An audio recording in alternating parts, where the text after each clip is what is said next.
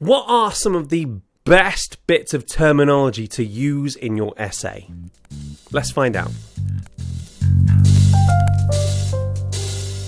Hi there, I'm Giles Goff. I'm an education writer and a recovering English teacher.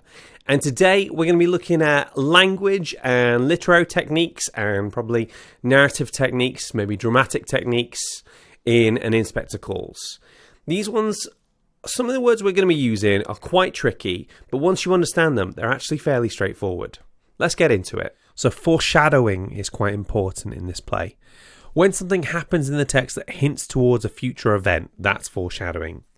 Usually these are very small, subtle references, things you might miss on the first viewing, but when you look at it again, it has extra added significance. So for example, in Act 1, when Sheila says to Eric, "You're squiffy," that's obviously a reference to him being drunk. Squiffy, for those of you who don't know, is British slang meaning a little bit tipsy or drunk.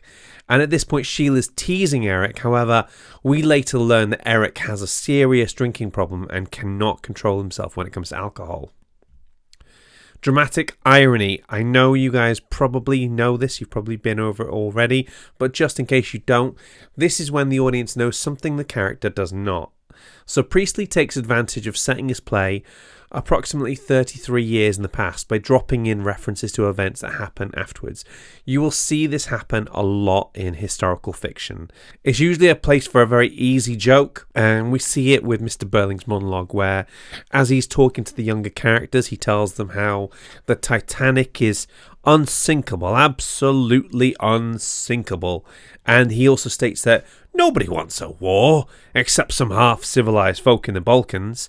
And obviously the reason that's important is the Balkans is where the flashpoint for the First World War starting happened.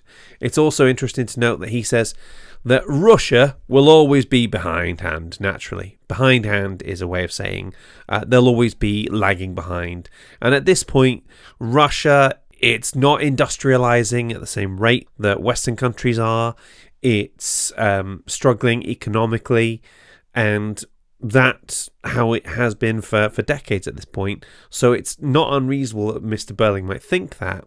But by the time Priestley is writing this, Russia, or as it will become the USSR, the Soviet Union, is a major global superpower.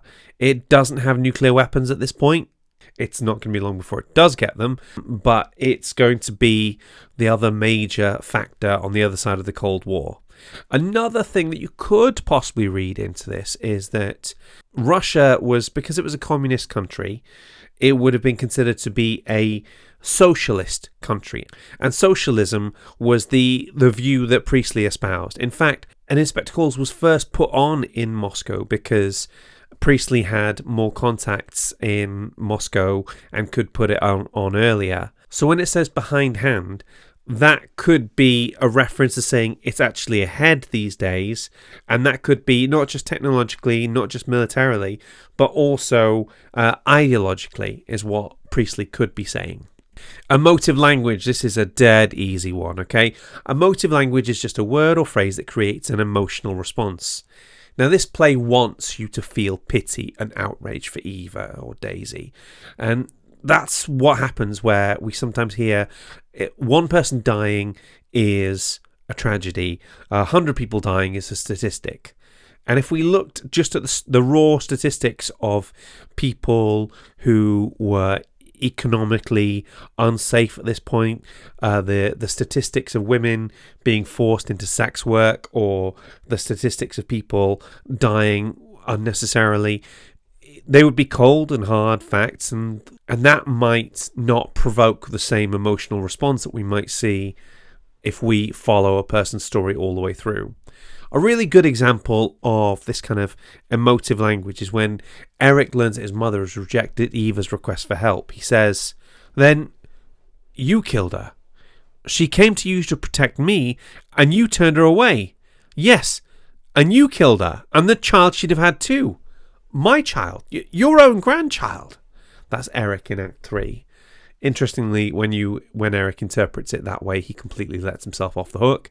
But as Mrs. Burling was the last person to see her alive out of this group of people and was the last person to stick the knife in, for want of a better phrase, it's not a completely unreasonable interpretation of events that Mrs. Burling's rejection leads to her death. Now, the phrase "you killed her" appears twice. This accusation is highly emotional. Eric genuinely believes his mother has caused Eva's death.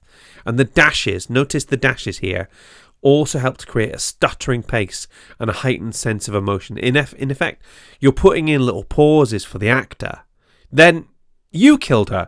The stuttering effect makes it sound like he's thinking it through in real time, if that makes sense. Now, ambiguity basically is when we don't know something for certain, okay? And dramatic ambiguity is when a playwright leaves a question deliberately unanswered in order to create a sense of mystery. This is done all the time. It's done to this day. And one of the things that happens is audiences will fill in the gaps.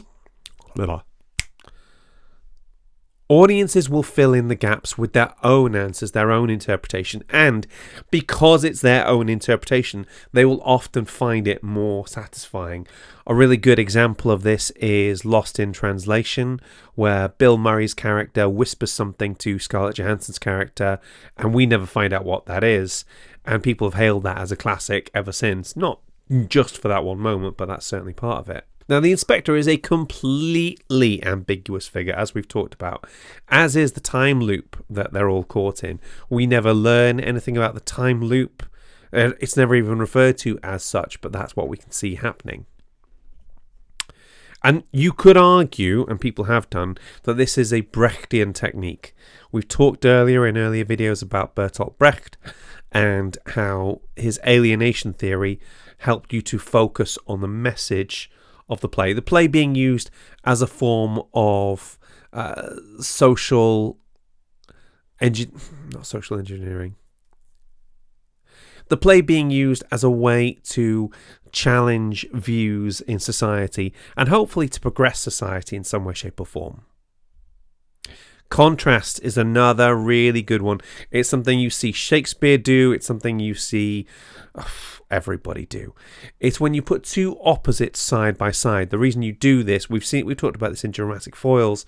The reason you do this is to highlight the qualities of each person. So, for example, Mrs. Burling is arrogant and snobbish. Now, you wouldn't really notice that much if you just saw her with Mr. Burling, who is also really arrogant.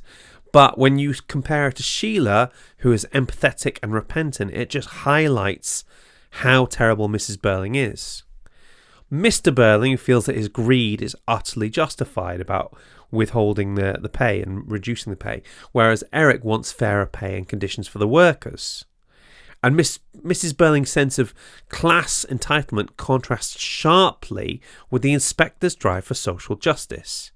And this is not surprising. There is no drama without conflict. So by putting in this these is not surprising. There is no drama conflict without. The younger generation of Burlings are more receptive to the inspector's message, which is a sharp contrast to the older members, Mr. and Mrs. Burling, who are ignorant and prideful. Now, this could reflect Priestley's hope that the younger generation might be able to change society for the better, but it's also interesting to note that the younger generation here are not presented as perfect by any stretch of the imagination. Now, something I want to say particularly, and it's really important that you understand this, using these words will not guarantee you any particular mark. There's no magic code word that will get you the higher levels in an essay. What the examiners are looking for is really good analysis, your ability to have different ideas and contrast those ideas about the text. A certain word won't get you there, but it is still quite nice to see those big words, and it's a nice, easy way to pick up some AO2 points in there. So why not have them in your arsenal? Please click like and subscribe, and I'll see you in the next video.